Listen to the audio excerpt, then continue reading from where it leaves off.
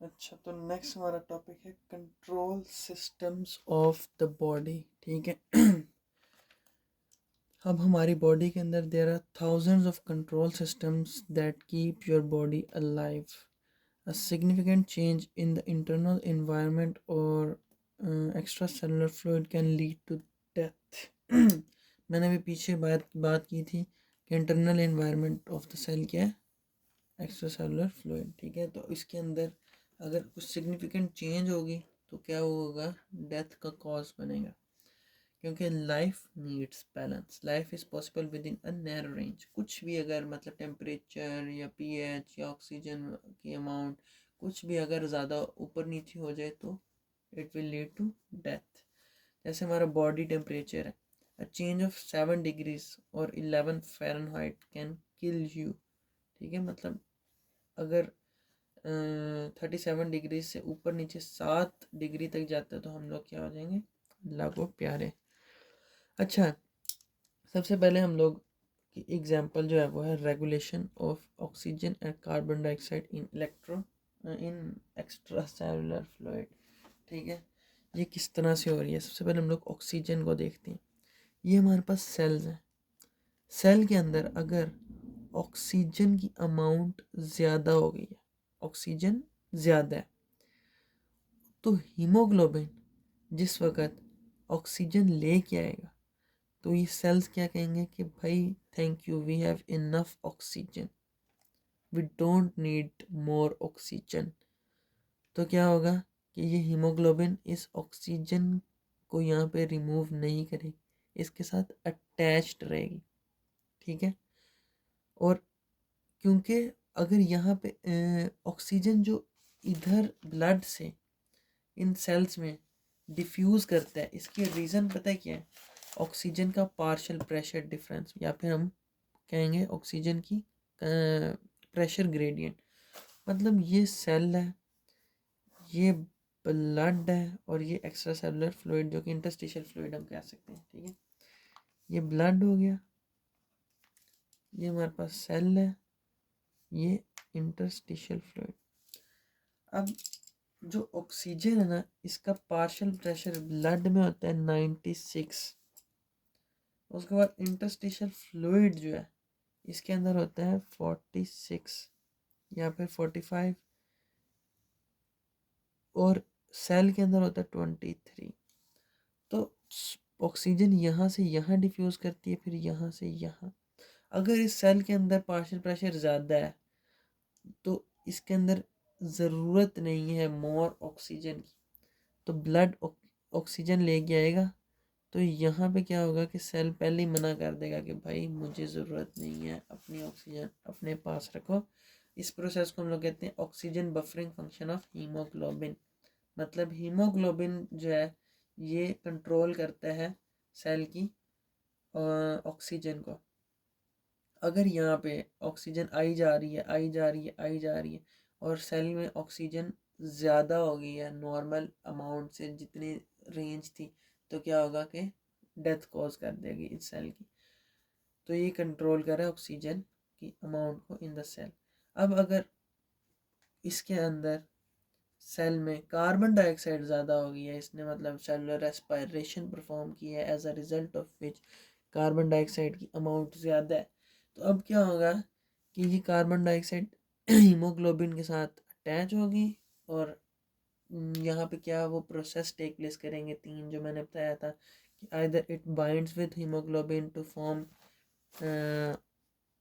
Carboxy haemoglobin, carboxy haemoglobin जो कि क्या था HbCO2, या फिर ये क्या बनाएगी, बाइकार्बोनेट आयन HCO3-। ठीक है, या बाइकार्बोनेट आयन बनाएगी या फिर डिफ्यूज़ हो जाएगी इस ब्लड में। तो इस तरह से ये क्या होगी, किधर लेके जाएंगे इसको हम लोग, लंग्स में, और लंग्स से हम लोग एटमॉस्फेयर में। ठीक है, अच्छा। अब हम लोग देखते हैं कि पहले हम लोगों ने रेगुलेशन देखी ऑक्सीजन और कार्बन डाइऑक्साइड की अमाउंट की ब्लड में, और सेल्स में अब देखते हैं ब्लड प्रेशर किस तरह से हम लोग कंट्रोल करते हैं, रेगुलेट करते हैं, ठीक है। अब ये हमारा क्या है, एओर्टा, ये हार्ट था। ये हार्ट है, यहाँ पे हार्ट से क्या निकल रहा है, एओर्टा, एओर्टा से आगे क्या निकल रही है, डिफरेंट आर्टरीज, ठीक है। अब इन आर्टरीज के अंदर, एओर्टा और इन आर्टरीज के अंदर क्या मौजूद है, बैरो रिसेप्टर्स। बैरो, हम लोग बैरोमीटर हम लोगों ने सुना हुआ है। बैरो क्या होता है, एंड बैरोमीटर क्या होता है, instrument use to measure pressure. तो बैरो रिसेप्टर्स मौजूद हैं जो कि क्या करेंगे, यहाँ पे ब्लड के प्रेशर को मेजर करेंगे, ठीक है। किस तरह से करेंगे, अगर ब्लड प्रेशर ज़्यादा हो जाए तो जो आर्टीरियल वॉल्स हैं, ये वॉल्स, ये इनके स्ट्रेचेस क्या होंगे, ज़्यादा। मतलब अगर ये एक वॉल है, आर्टीरियल वॉल है, ठीक है, ये अब इसके अंदर से ब्लड पास कर रहा है, ठीक है। जिस वक्त ब्लड प्रेशर से पास कर रहा है तो ये इनकी वॉल्स जो है ना, ये स्ट्रेच होंगी, ठीक है, और ये स्ट्रेच क्या होंगी, ज़्यादा, ठीक है। ज़ोर से हार्ट पंप करेगा और ज़ोर से ये स्ट्रेच होंगी। तो जिस वक्त स्ट्रेच ज़्यादा होगा ना, तो ये बैरो रिसेप्टर्स इस स्ट्रेच को कैच करेंगे, मेजर करेंगे कि स्ट्रेच ज़्यादा हो रहा है, तो स्टिम्युलेट क्या होंगे, बैरो रिसेप्टर्स।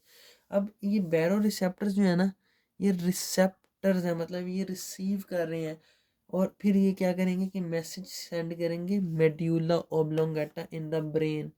ब्रेन के जो हाइंड ब्रेन है उसमें क्या है, मेड्यूला ओब्लोंगेटा, वो के उसके अंदर क्या चीज़ मौजूद है, वेजोमीटर सेंटर, वेजोमीटर सेंटर, वेजोमोटर सेंटर, ठीक है, vasomotor centre, vasomotor centre. It is the system in medulla oblongata which is controlling the blood pressure, vasomotor center। अब इस medulla oblongata में vasomotor center है, उसने क्या करना है, either it dilates the blood vessels or reduce the pumping activity of heart। क्या, अगर ये एक ब्लड वेसल है, इसके अंदर से ब्लड फ्लो कर रहा है, अगर ये कंस्ट्रिक्टेड होगी, इसकी जो डायमीटर है छोटा होगा, तो ब्लड प्रेशर से इसमें से फ्लो करेगा। लेकिन अगर ये इस तरह डायलेट हो जाए तो क्या होगा कि अब ब्लड का प्रेशर रिड्यूस हो जाएगा। मतलब कि अगर हमारे पास जैसे एक पाइप होता है, पाइप हम लोग पौधों वगैरह को पानी देते हैं पाइप से, ठीक है, गाड़ी धो रहे होते हैं पाइप से, पाइप के एंड पे हम लोग डायमीटर कम कर देते हैं, नोज़ल जो उसकी होती है उसको दबा देते हैं पाइप के एंड से, तो क्या होता है कि अब उसका डायमीटर कम हो जाता है। अब जो पानी आता है उसके अंदर से वो प्रेशर से फ्लो करता है। लेकिन अगर हम लोग क्या करें कि उसको वैसे ही छोड़ दें, उसका जो डायमीटर है वो वैसे ही का वैसे ही रहे जिस तरह था पहले, तो प्रेशर कम हो जाएगा। सेम इसी तरह यहाँ पे क्या होगा कि ब्लड वेसल्स अगर डायलेट हो जाए, डायलेट का मतलब होता है खुलना, डायलेशन खुलना, कंस्ट्रिक्शन डायमीटर का कम होना, और डायलेशन ज़्यादा होना, तो क्या होगा कि ब्लड प्रेशर लो हो जाएगा। या फिर क्या करेगा, हार्ट की जो पंपिंग एक्टिविटी है उसको कम कर देगा। मतलब हार्ट बहुत ज़ोर ज़ोर से पंप कर रहा है, अब क्या करेंगे, उसकी पंपिंग एक्टिविटी को लो कर देंगे। As a result reduced blood pressure and the blood pressure comes back to normal. Same इसी तरह अगर ब्लड प्रेशर रिड्यूस हो गया तो स्ट्रेचिंग ऑफ आर्टीरियल वॉल्स भी कम होंगी, आर्टीरियल वॉल्स कम स्ट्रेच होंगी।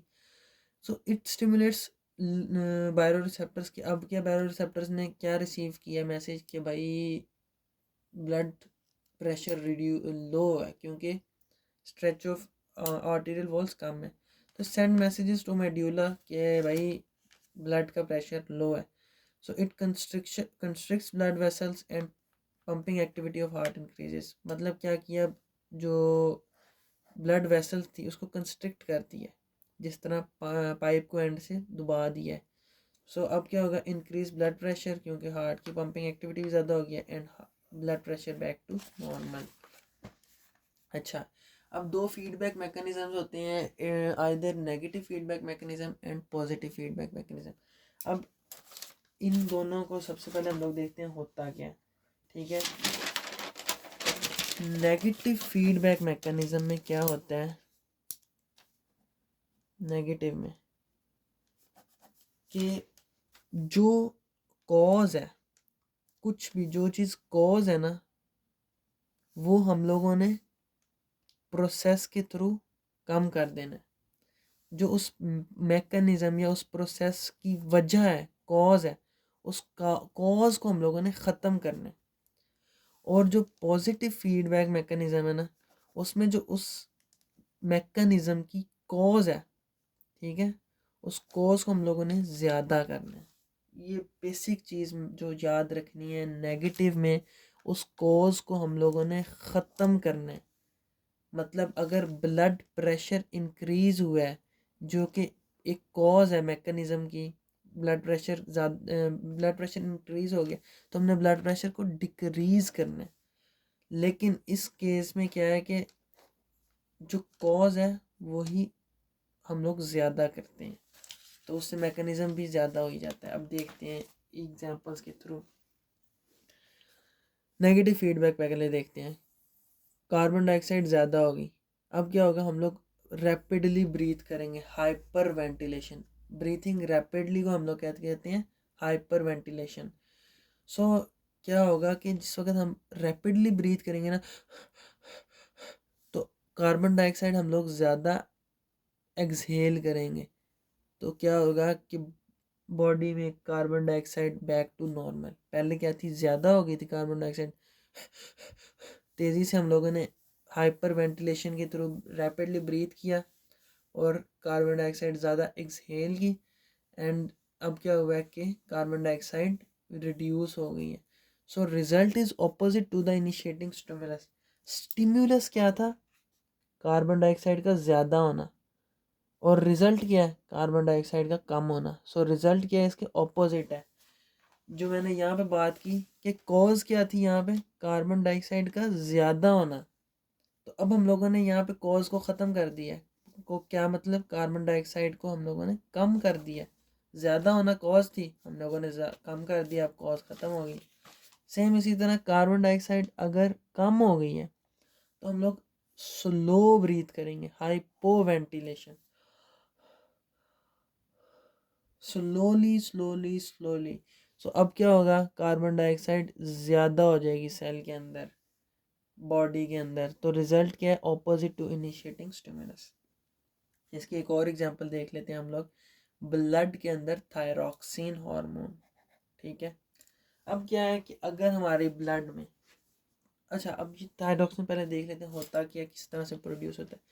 सबसे पहले ब्रेन में पिट्यूटरी ग्लैंड, ठीक है, पिट्यूटरी ग्लैंड्स ने रिलीज करना है थायराइड स्टिमुलेटिंग हार्मोन।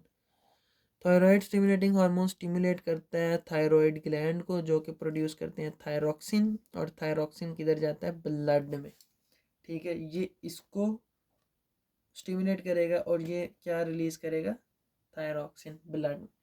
अब क्या हुआ है कि ब्लड में थायरॉक्सिन ज़्यादा हो गया। अब जब ये ज़्यादा हुआ है ना, तो मैकेनिज्म बॉडी में स्टार्ट हो जाएगा, जिससे क्या होगा कि हमारा एक मैसेज जाएगा थायराइड ग्लैंड को और पिट्यूटरी ग्लैंड को। पिट्यूटरी ग्लैंड को मैसेज गया, पिट्यूटरी ग्लैंड को हमने बताया कि भाई हमारे ब्लड के अंदर थायरॉक्सिन ज़्यादा हो गया। तो ये क्या करेगा, ये TSH थायराइड स्टिमुलेटिंग हार्मोन की प्रोडक्शन बंद कर देगा, और ये नहीं होगा तो थायराइड ग्लैंड भी थायरॉक्सिन की प्रोडक्शन बंद कर देगा। अब कुछ देर के लिए थायरॉक्सिन की प्रोडक्शन कम बंद हो गई है, तो क्या होगा कि ब्लड के अंदर थायरॉक्सिन कम हो जाएगा।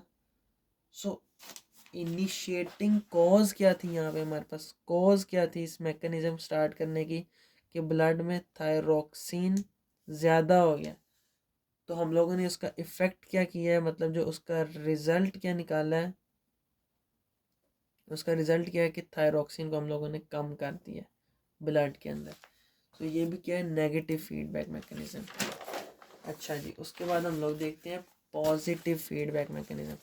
पॉजिटिव फीडबैक मैकेनिज्म में मैंने कहा था कि जो कॉज है ना, वही रिजल्ट की में क्या होगी कि ज़्यादा हो जाएगी, कॉज ही ज़्यादा हो गई है। किस तरह से, अच्छा जिस वक्त चाइल्ड डिलीवरी होती है, जिस वक्त बच्चा पैदा होता है, ठीक है, ये हमारे पास क्या है, हम लोगों की फीमेल रिप्रोडक्टिव सिस्टम, ठीक है, इसके अंदर ये बच्चा है, ठीक है। ये क्या है, यूट्राइन वॉल्स हैं, यहाँ पे ये क्या है, सर्विक्स, ये वजाइना, ये क्या है, सर्विक्स। अब क्या है कि जिस वक्त यूट्राइन वॉल्स कॉन्ट्रैक्ट करती हैं तो बच्चे को पुश करती हैं इधर इस कनाल में, ठीक है, जिससे कि वो वजाइना में और फिर उधर से बॉडी के बाहर। अच्छा, अब जिस वक्त यूट्राइन वॉल्स कॉन्ट्रैक्ट करेंगी ना, बच्चा यहाँ से इधर को मूव करेगा। अब क्या होगा कि ये जो सर्विक्स है, सर्विक्स स्ट्रेच होगा। बच्चा इधर को आ रहा है, अब सर्विक्स क्या है, स्ट्रेच हो रहा है। ऐसे सर्विक्स है तो ये क्या हो रहा है, स्ट्रेच हो रहा है, स्ट्रेच। अब जिस वक्त सर्विक्स स्ट्रेच होगा ना, तो क्या होगा कि सर्विक्स में मौजूद है स्ट्रेच सेंसिटिव रिसेप्टर्स। अब ये जो रिसेप्टर्स है ना, ये ब्रेन को मैसेज करेंगे कि भाई यहाँ पे क्या हो रही है, स्ट्रेचिंग। अब brain as a result release करता है ऑक्सीटोसिन। अब ऑक्सीटोसिन जो रिलीज होती है तो ये क्या करती है, मसल्स को मज़ीद कॉन्ट्रैक्ट, इन यूट्राइन वॉल्स के मसल्स को मज़ीद कॉन्ट्रैक्ट। अब ये मज़ीद कॉन्ट्रैक्ट होंगे, मज़ीद बच्चा इधर आएगा, मज़ीद सर्विक्स जो है वो स्ट्रेच होगा, मज़ीद ऑक्सीटोसिन प्रोड्यूस होगा, और फिर एज अ रिजल्ट मज़ीद यूट्राइन वॉल्स कॉन्ट्रैक्ट होंगी, और करते करते करते करते वजाइना, और वजाइना से फिर आउट ऑफ बॉडी जो है वो बच्चा निकल आएगा। अच्छा, उसके बाद इसकी सेकंड एग्जांपल है मिल्क प्रोडक्शन इन मदर। जिस वक्त क्या होगा कि सकलिंग ऑफ ब्रेस्ट क्या हुआ है कि बच्चे ने दूध पिया, तो क्या होगा, ब्रेन मैसेज भेजेगा, ब्रेन में मैसेज आएगा, ठीक है, कि दूध पी रहा है बच्चा। अब क्या होगा कि ब्रेन मोर ऑक्सीटोसिन रिलीज करेगा, यहाँ भी ऑक्सीटोसिन, यहाँ पे भी। अब ब्रेन ने मोर ऑक्सीटोसिन रिलीज किया। अब ऑक्सीटोसिन क्या करता है कि मज़ीद मिल्क प्रोडक्शन करता है। अब मज़ीद मिल्क प्रोड्यूस होगा तो बच्चा मज़ीद दूध पिएगा। अब मज़ीद बच्चा दूध पिएगा तो मज़ीद ऑक्सीटोसिन प्रोड्यूस होगा, और ये फिर से क्या है कि जो कॉज थी, जिस तरह यहाँ पे कॉज क्या थी, यूट्राइन वॉल्स का कॉन्ट्रैक्ट होना, तो एज अ रिजल्ट ऑक्सीटोसिन बना, तो उसका इफेक्ट क्या होगा कि मज़ीद ये यूट्राइन वॉल्स कॉन्ट्रैक्ट होंगी, ठीक है। मतलब कि जो कॉज थी यूट्राइन वॉल्स का कॉन्ट्रैक्ट होना, रिजल्ट भी वही है। सेम इसी तरह यहाँ पे कॉज क्या थी, मिल्क पीना, मतलब सकलिंग ऑफ ब्रेस्ट, तो उसका इफेक्ट भी क्या है कि मोर मिल्क प्रोड्यूस हो रहा है, तो मोर सकलिंग ऑफ ब्रेस्ट। अच्छा, उसके बाद थर्ड इसकी एग्जांपल है ब्लड क्लॉटिंग। अच्छा, अब इसमें क्या होता है कि किसी भी किस्म, ये हमारी कोई ब्लड वेसल थी, उसके ऊपर किसी किस्म का कट लग गया, ठीक है, ये कट लग गया, यहाँ से ब्लीडिंग हो रही है, तो क्या होगा, यहाँ पे क्या होंगी, प्लेटलेट्स आके जुड़ जाएंगी, कुछ थोड़ी सी प्लेटलेट्स जुड़ी। अब प्लेटलेट्स सिक्रीट एडीपी। प्लेटलेट्स हमने याद है पढ़ा था कि ये ब्रिक्स होती हैं, तो यहाँ पे आके ब्रिक्स लगी कुछ, इन्होंने रिलीज किया एडीपी। अब एडीपी को attract, ADP more platelets are attracted by ADP. अब एडीपी ने मोर प्लेटलेट्स को अट्रैक्ट किया, अब यहाँ पे मोर प्लेटलेट्स आ गए। अब मोर प्लेटलेट्स ने मोर एडीपी रिलीज किया। अब मोर एडीपी ने मोर प्लेटलेट ने मोर एडीपी रिलीज किया, तो अब इसको क्योंकि मोर एडीपी आ गया तो मोर प्लेटलेट्स आएंगे, तो इसका कॉज क्या थी, यहाँ पे प्लेटलेट्स का आना। तो इसकी जो रिजल्ट, मतलब जो कॉज थी क्या थी, प्लेटलेट्स का आना, तो इसका रिजल्ट भी क्या निकल रहा है कि मोर प्लेटलेट्स आ रहे हैं क्योंकि मोर एडीपी आ रहे हैं। तो ये क्या हमारी पॉजिटिव फीडबैक मैकेनिज्म।